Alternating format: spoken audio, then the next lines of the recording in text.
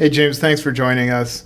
Tell me about, maybe introduce yourself and tell me a little bit about how you ended up doing what you do. So my name is James Roberts. I work for Talltrans Global Logistics Incorporated. We're a freight forwarder and a brokerage firm based here out of Montreal. And actually, funny story, I got started in the business by working for a family friend by destuffing his containers. When it comes in, boxes are piled one on top of the other, just taking them out one box at a time, loading them in a pallet, and going from the start of the container all the way to the end.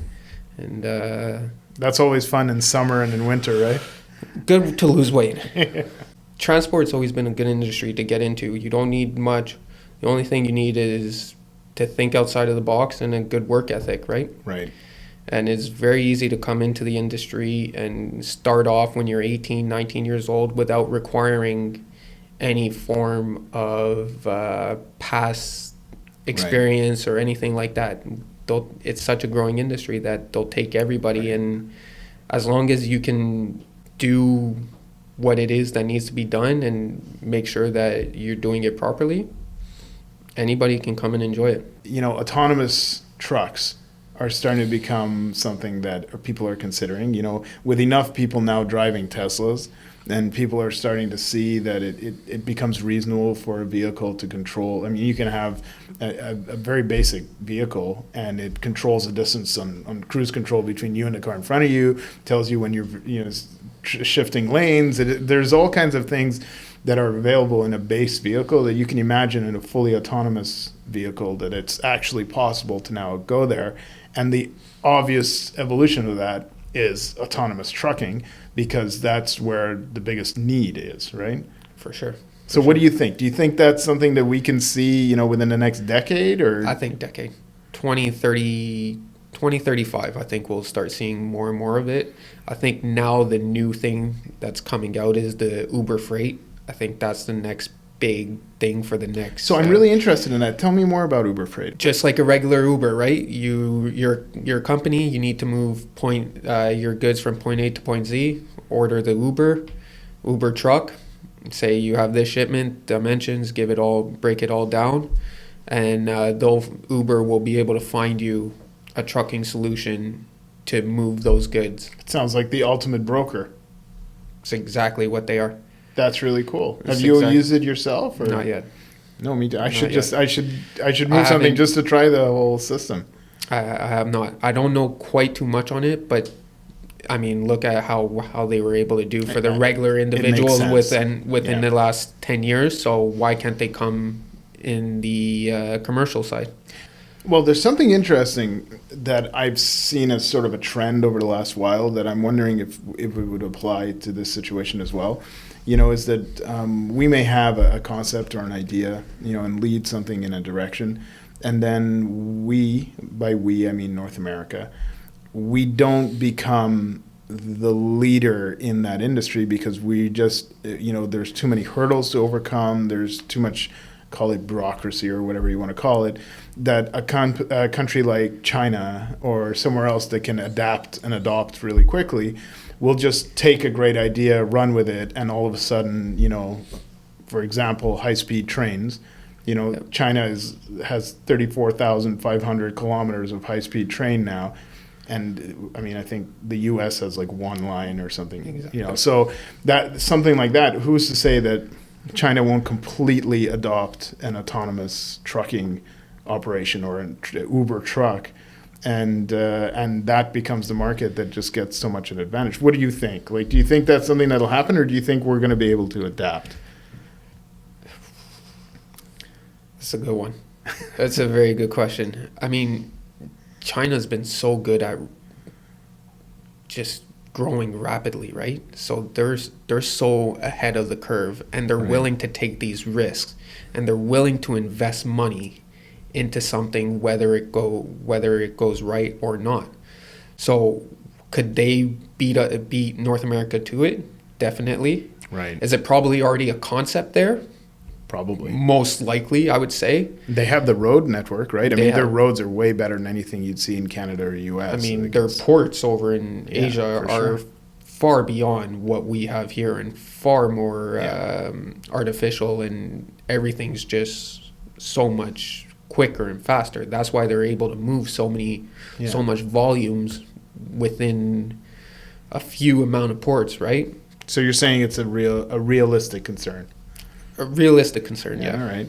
So that was a good segue into ports, and I wanted to talk about something because we recently just went through the closure of the port of Ningbo, which is one of the largest container ports in the world, and this comes following the closure of the port of Yantian, which in the past has been the largest container port in the world in terms of volume.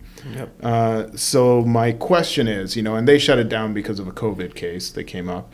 The question really becomes, all right, so this is happening, right? This creates all kinds of like horrible backlog in terms of shipments, which is already an issue. Like we already are facing all kinds of backlog.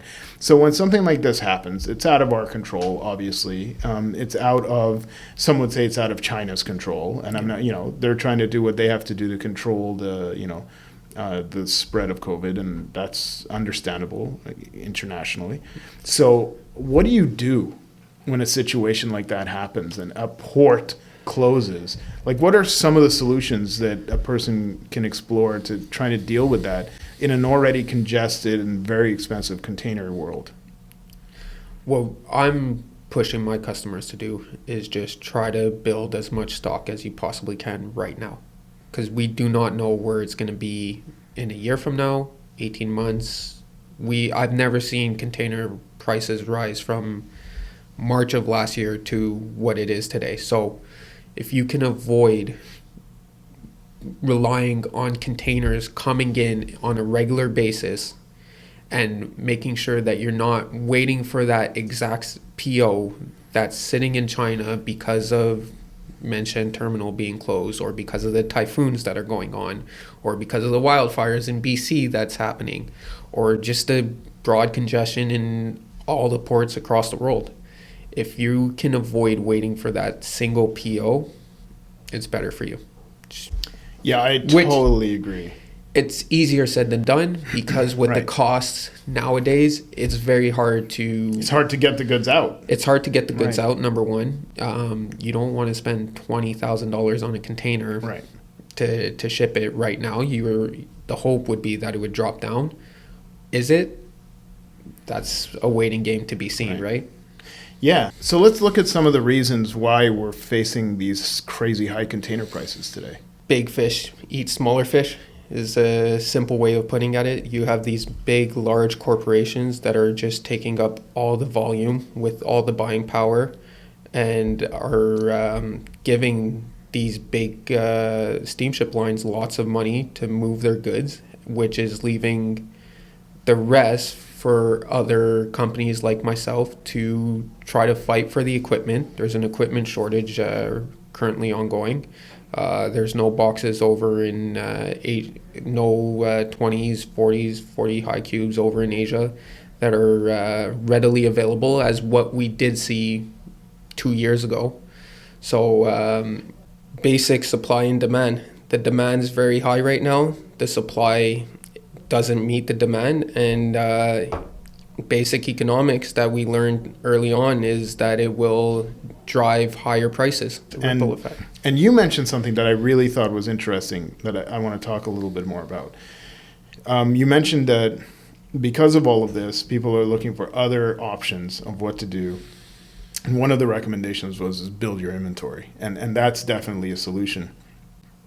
A lot of people are also looking at the option of reshoring, which is bringing manufacturing back to their native country or the country where their market is based. Mm-hmm. That is an interesting thought, but in execution, you're very limited in how you could actually do that. Yeah. Simply because the manufacturing infrastructure that exists in China and in Asia today is so far advanced to what we have now in North America and in Europe that it's not so easy to just bring product manufacturing back. We don't have the facilities. There aren't the manufacturing base there, so you couldn't even hire enough people to do that type of manufacturing. So really, reshoring is a very limited solution. There are going to be some companies that can do that, but that's not just a solution that people can explore. So the reality of what you said, I think, is really more applicable. People are going to have to build inventory in different places, whether that's at market or whether that's at a facility in Asia, that when they can get the release of a container vessel, they have the goods already ready to ship. Yeah. So it becomes more flexibility, or they can create other hubs along the way. Maybe they move goods halfway to the market, and at least they have it there so they can move it to different destinations as required. So, for example, you don't have to bring it to Port of LA and have it sitting there. What if you need to move some of those goods into Canada? What if you need to move some of those goods into the east coast of the US? There's congestion on the Port of LA. Maybe the best thing to do is to keep some sort of a facility in Yantian or Hong Kong, where you can decide within 30 days of how you're going to move those goods and where they're going to end up. Yeah, exactly. And also the cost in reshoring, the cost associated with it, the amount of permits you'll probably have to go through, 100%. product testing, It changes your R&D, business. It changes everything. Yeah. So what we're going through, I mean, no company, I don't want to say no company was prepared for this, but we weren't prepared for this. Not we in never this time would have frame. thought Yeah. that this would happen, and through the pandemic that the container business would be affected this much in such a short period of time. And I think it comes back to what we were talking about earlier, which is how do you navigate this? Yeah. It comes down to service, comes down to flexibility, comes down to how do we actually make all this work Yep. within the situation that we're living. 100%. And making sure that, we have daily talks with our customers. We let them know what's happening with their containers, making sure that spreadsheets are being sent out, updates, all that, so they can properly prepare and let their customers know what to expect, Absolutely. Because like you said, we're not the ones loading the containers. We're not the ones driving the vessel. We're not the ones unloading the containers and putting them on rail. We have nothing to do with that. The only thing I can do is make sure that my customer is properly prepared for everything along that way. That's why the service is so critical. And because they're relying on you to take away those pressures and stresses that is not the core of their business. So they don't really know how to respond to it. Yeah. And that's why you're so valuable, because they are doing what they do as a business. They're focused on their product, on their output, on their customers.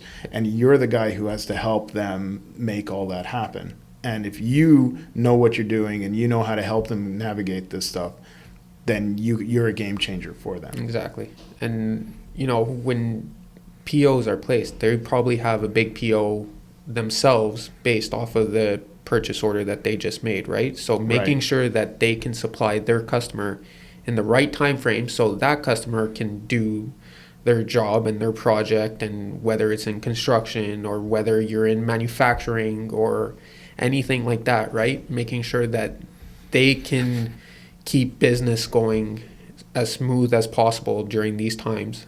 That's where our service comes into play. Absolutely. And it's something interesting that I wanted to ask you. I know some of the larger companies have actually started, what do you call it when they book a vessel? They'll Chartering vessels? Right. Yep. So some companies have actually started chartering vessels, larger organizations that can afford to charter an entire vessel and at least control more of that supply chain. So someone that I was talking to the other day told me that they anticipated that the larger organizations, more ongoing, are either going to have their own ships or they're going to have exclusive ships. Now, we've already seen this with Walmart and Maersk and some other major players that have exclusive vessels. Do you think that they're going to have their own vessels? Do you think this is something that they're going to start partnering more with the steamship lines to build exclusive vessels? Is that a trend that you foresee? I mean, you already see it now with the bigger, like you said, the bigger companies. Dollarama has their allotment, Costco, Walmart, these bigger companies that can afford it. They can they can definitely go in that direction and further help their clients piggyback off of their charter and their allotment, and bringing down the costs of their clients, which eventually helps them because they get the better profit margin at the end of the day, right? Right. And they get their goods. And they get their goods. And they control it. And Right. there's so many things. Now, the problem with that is making sure with the governments too that you're able to properly charter your own vessel, right? It's not just a It's not money so thing. simple. It's not so Right. simple. Tell me more about that. I'm interested in what you think is going to happen in terms of the trucking industry in the future. I think a lot of people are going to come in. There's going to be a lot of new companies that open up because there is a lot of money to be made in the industry. There's a shortage of drivers, so drivers can get paid very well right now. Gas prices is going up, supply chains backed up. So a lot of people are going to want to start coming in, opening their own trucks. Insurance is going through the roof right now. So at the end of the day, someone's going to need to pay for those costs, which is going to attract very high revenue. So you think costs are going to go up. Is that also going to lead to consolidation of companies? Because usually, when things stir up like that and it becomes more complicated, companies consolidate to control the costs more directly. But For sure. Yeah. For sure. You have companies like Transforce that comes in and just right, takes Well, over through acquisition, right? through Chrome, acquisition.